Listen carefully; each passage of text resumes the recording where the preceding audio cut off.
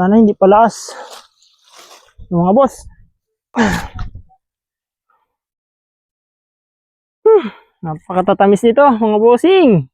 Mga bossing, ganito na pala kadagot ang ating taniman ng saging.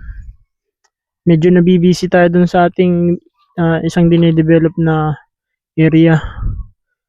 Ay, napakadagot na. Bali, lilinisin natin to. At ngayon nga, napakadaming saging. Ang daming saging dito sa area. Ito mga boss. Naghinuga na. Masyado tayo nabibisi sa kabilang area. Ayan mga bossing. Tingnan nyo naman. 1, 2, 3. Ang dami talaga dito sa area mga boss. Bali kukunin natin ito. 2 pinya. Ito nasira na. Pwede pa naman siya. Ay, itong isa mga boss. Ayan o. Ang tamis na niyan sigurado. Ang dami pa dito boss. Ang dami pa dito. Ayan. Ang isa pa.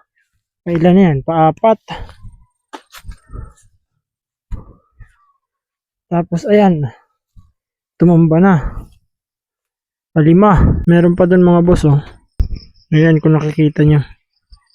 Sa sunod na araw magpapalinis tayo dito mga bossing. Bibili tayo ng grass cutter.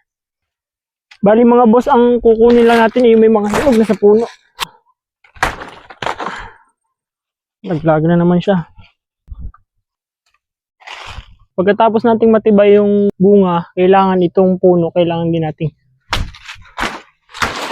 itong iba para hindi na siya makakuha ng nutrients sa lupa. At yung mga pasunod, doon napunta yung nutrients.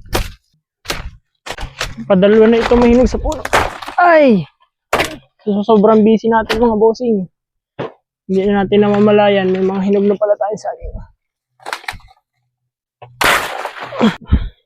Talaga maiwasan na may nalalaglag sa sobrang hinog na. Napaka dami na talagang damo dito sa area na to mga bossing. Ito yung isang lakatan mga bossing. Medyo malaki mga bulo siya. Silipin natin baka may mga nakatagong kaibigan dito. Wala naman. Ang laki ng bulo nito mga bossing. Ang bigat nito. Lakatan to mga boss.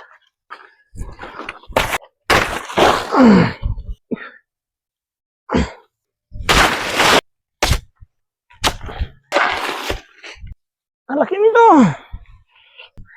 Ito mga boss, kita nyo. Hinog na sa puno.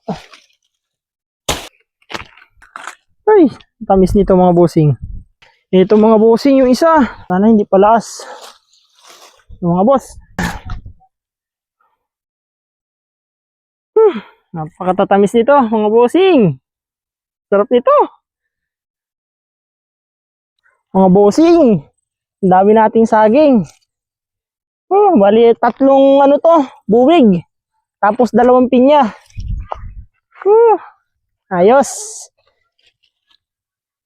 Libre na naman, nakadali na naman tayo ng libre sa bukid. Kahit medyo busy. Okay mga boss. Hindi natin tiniba, may mga titibain pa dito sa area. Pero hindi natin tiniba sabay-sabay para hindi man sabay-sabay maghinog.